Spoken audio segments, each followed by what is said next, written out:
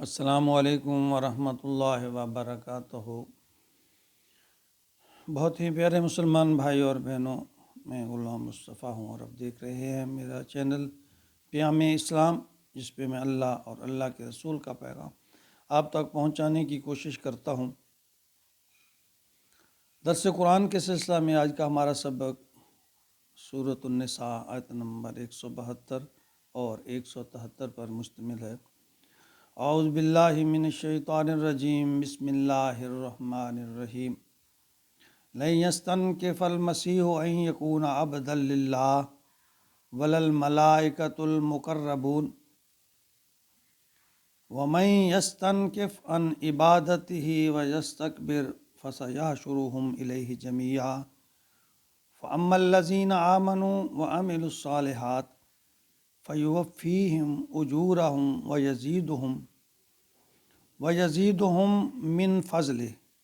وَأَمَّا الَّذِينَ اسْتَنكَفُوا وَاسْتَكْبَرُوا فَيُعَذِّبُهُمْ عَذَابًا أَلِيمًا وَلَا يَجِدُونَ لَهُم مِّن دُونِ اللَّهِ وَلِيًّا وَلَا نَصِيرًا۔ دیکھیے، آج تک کسی اللہ کے بندے نے، اللہ کے نیک بندے نے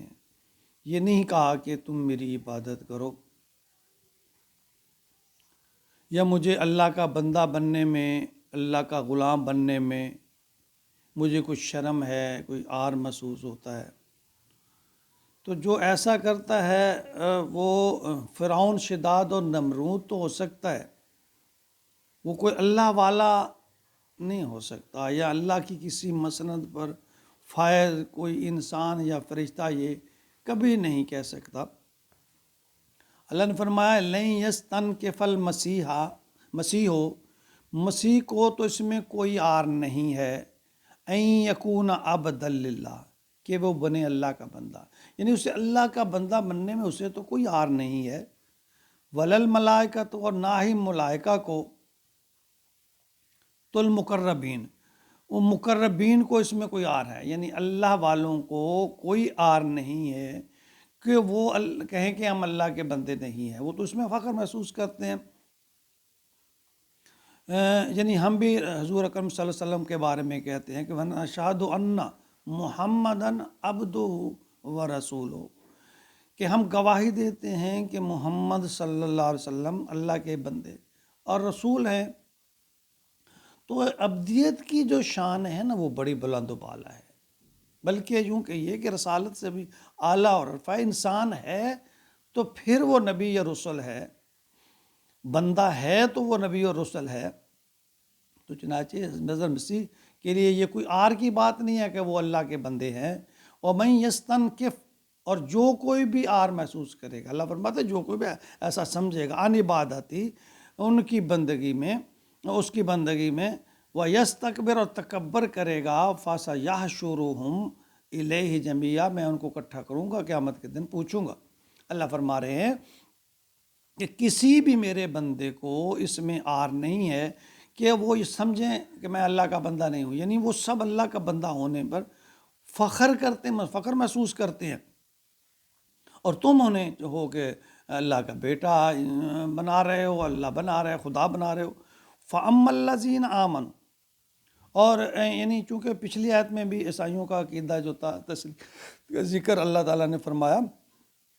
کہ خود عیسیٰ علیہ السلام میرے بندے ہیں، میرے غلام ہیں، وہ اس میں عار محسوس نہیں کرتے۔ تو اس آیت میں، اگلی آیت میں اللہ تعالیٰ فرما رہے ہیں فَأَمَّا الَّذِينَ آمَنُوا، بس جو لوگ ایمان لائے، وَعَمِلُوا الصَّالِحَاتِ، اور جو نیک، پھر وہ نیک یعنی ایمان لے آئے، وَعَمِلُوا الصَّالِحَاتِ، اور نیک عمل کرنے لگ گئے، وَيُوفِيهِمْ أُجُورَهُمْ، میں ان کو پورا ان کا اجر دوں گا۔ اللہ فرما رہے ہیں جان لو کہ بھئی جو لوگ میرے اوپر ایمان لائیں گے، اللہ پر ایمان لائیں گے اور نیک عمل کریں گے، میں پورا ان کو ان کا اجر دوں گا۔ وَيَزِيدُهُمْ مِنْ فَضْلِهِ، اور انہیں اپنے فضل سے اور بھی زیادہ دوں گا۔ یعنی یہ ہے اللہ کا فضل۔ جب ہم یہ کہتے ہیں نا کہ اللہ ایسے معاف کر دے گا، کچھ بھی نہ کریں کوئی بات نہیں، ہم آخری نبی کے امتی ہیں، اللہ نے کرم کرنا ہے، اللہ رحم رحیم کریم ہے، فضل، تو یہ ہے فضل۔ اللہ فرما رہے ہیں عمل کرو گے ان کا پورا بدلہ دوں گا، اور آگے فرمایا کہ پھر میں اگر چاہوں گا نا تو اپنے فضل سے اور زیادہ دے دوں گا۔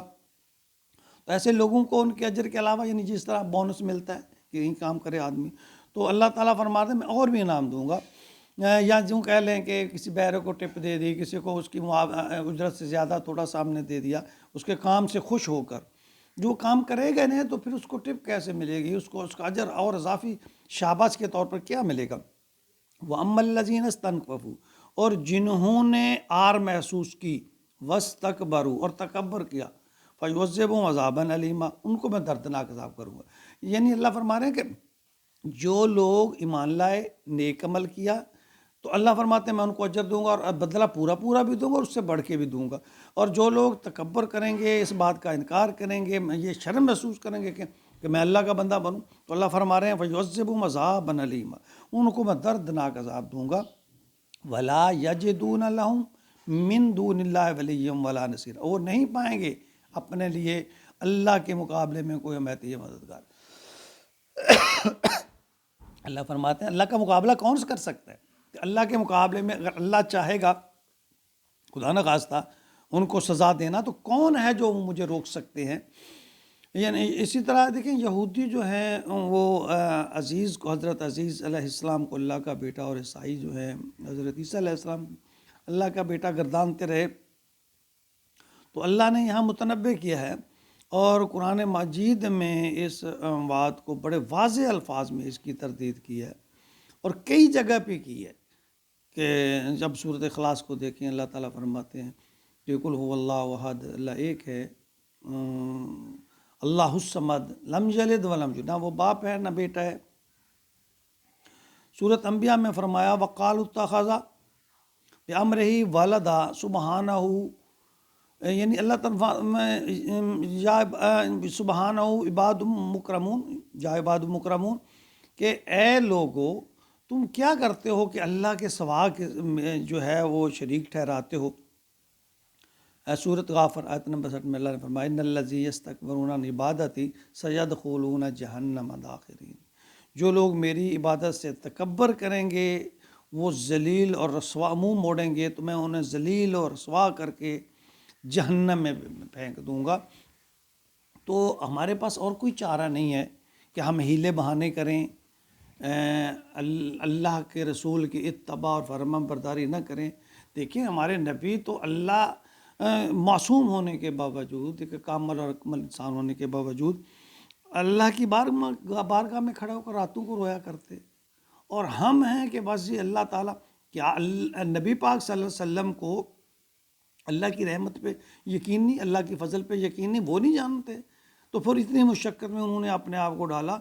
یہ خوش فہمی ہے ہماری کہ ہم بس کرنا کچھ نہیں ہے، بس یہ اللہ معاف کر دے گا، آخری نبی کے امتی ہیں، اللہ بڑا کریم ہے، اللہ کو اپنی مخلوق سے محبت، اس میں کوئی شک نہیں، اللہ کو اپنی مخلوق سے محبت ہے، لیکن اس کے ساتھ ساتھ جب تک ہم اللہ کی عبادت کی طرف، اللہ کی اتباع اور فرما برداری کی طرف، نبی پاک صلی اللہ علیہ وسلم کی اتباع کی طرف نہیں آئیں گے، تو اس وقت تک خلاصی چھٹکارا ممکن ہے۔ اللہ تعالیٰ حساب لینے والے، بار بار اللہ فرماتا ہے اللہ حساب لینے والے ہیں، اللہ منصف ہیں، اللہ کسی کے ساتھ، ہاں اللہ اپنے فضل سے اور زیادہ دے دیں تو اس کی اپنی شان ہے، ہمیں اپنے طور پہ اللہ کی فرما برداری کرنا چاہیے، شکر ادا کرنا چاہیے، ذکر اور شکر میں اور اللہ اور اللہ کے رسول کی اتباع اور فرما برداری میں اپنی زندگی گزارنی چاہیے۔ اللہ تعالیٰ میں عمل کی توفیق عطا فرمائے۔ وما علینا الا البلاغ۔